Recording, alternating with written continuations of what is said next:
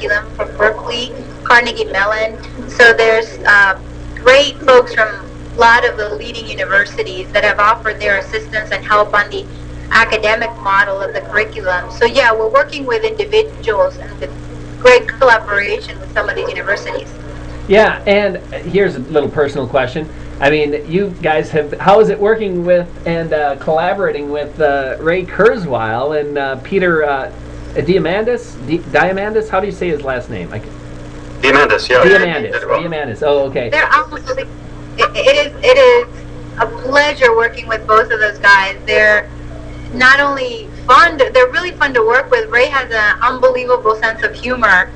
He's really funny, actually. And Nice. and Peter is just such a visionary. Both are. And so it's been an honor for us to be entrusted to help them with this and work with them on a day-to-day. They're truly generous people and wonderful to work. I have no problem with either one. They're unbelievable to work with. As well as I should give a nod to our executive director, Salim Ismail, who's our current ED. Okay.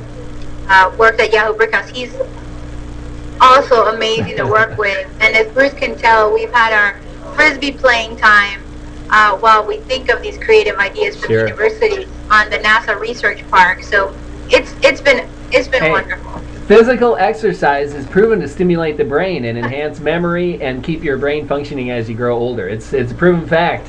Closest thing we have to Yeah, it hasn't worked for me quite well, but for Susan it's been okay, I see some more people are starting to come into the program. I don't want to keep you guys busy all afternoon here, but I just want to remind everyone, if they have any questions, to please ask them in the chat here. How's the, just a little side question here, how's the Build Conference going this year? Pretty interesting? What's some of the... Pretty healthy. Yeah, I mean, I've actually done a couple of interviews myself, Justin, following your lead with Todd co-organizers of Bill. So I'm looking to get that up on my blog here next week to give everyone a little bit better idea, but it's been great. It's been an exciting second iteration of the Bill Conference, and a lot of great speakers. John Schlendorn just spoke, who's a key member of the Methuselah Foundation team in research. Aubrey spoke right before him. Did John have, or Aubrey have any updates on any breakthroughs recently with lysosens or any of the other their research avenues?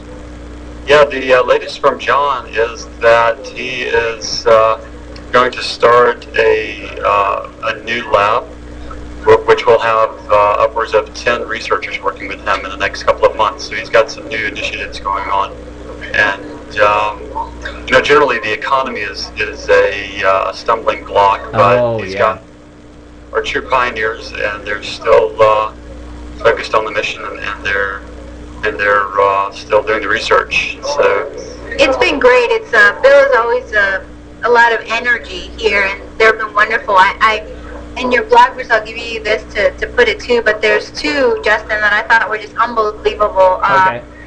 One is Tom's, T-O-M-S, shoes. It's the founder is Blake Mykoski, and if you guys want to see the website, it's www.tomsshoes.com.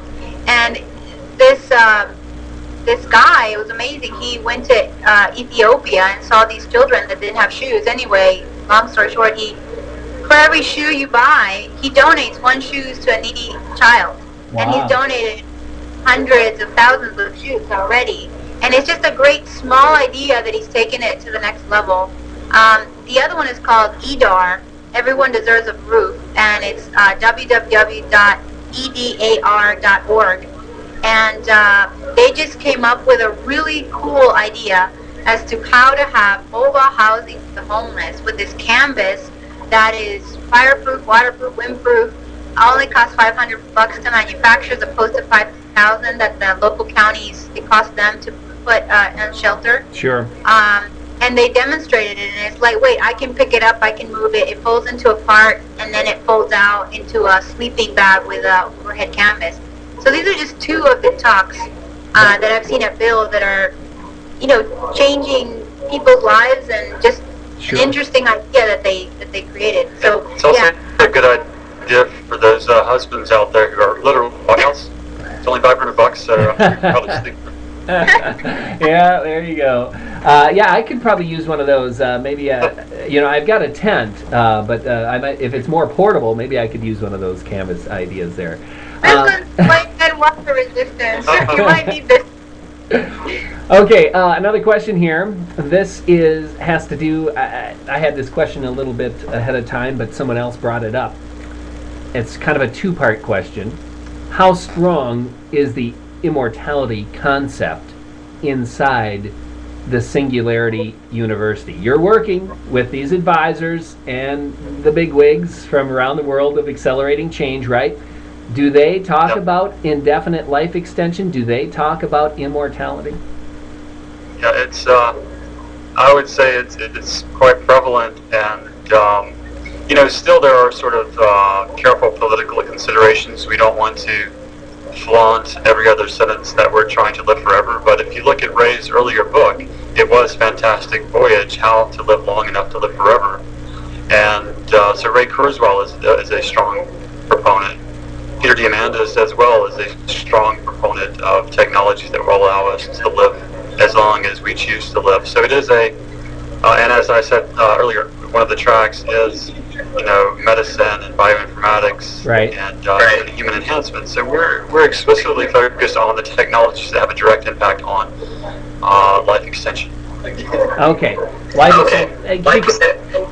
Because one thing I noticed was that in your two profiles at Singularity University, nowhere was it mentioned that you're founders of the Immortality Institute.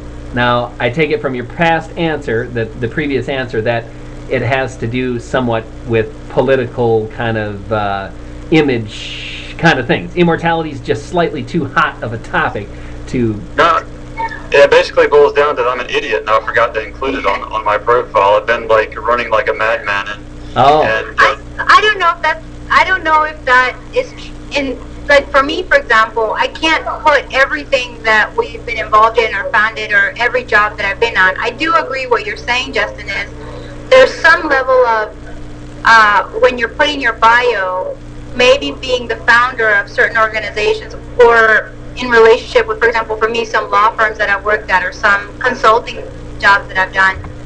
I think that for this university, the goal to help everybody is we need to launch it where we're actually making a difference and helping people. We might not be having conversations using the word immortality, but we are definitely having conversations about ideas and vision and making a difference, whether that's suffering because of biology constraints that we can solve with medicine, whether it's with technology to extend intelligence or extend human life. Like, I can tell you that we do have one of our faculty members from Stanford who is focused on aging and the implications of biological aging, and he is advising us on the biology and life extension track, and he teaches a course on aging at Stanford University. So we do have thinkers that are not, it's not that they're worried or not discussing it, it's that we really want to create something that doesn't find a bottleneck, but that actually can launch and leverage the most good for everybody. Sure. That's basically, in a way, but what personal motivations for each one of the people in the university, that's like a lot of places that you're working on. Some of it you can discuss in certain locations, and see a different kind of topic. I understand. Yeah, I kind of understand it. I just found it interesting that singularity as a term is now making it into the mainstream, and people are talking about it and not having second thoughts about what company they're in when they're talking about singularity. Even this past summer at the Intel Developers Forum, the CTO of Intel mentioned the singularity at their conference, right? So I guess immortality, is that just around the corner before, a couple of years, and people are just going to throw that term around like it was nothing? I predict it is. I would hope so. I would hope so, and I think it's just a matter of, again, showing the community, not this community that gets it very quickly, But the rest of the community, that immortality is not a term to fear.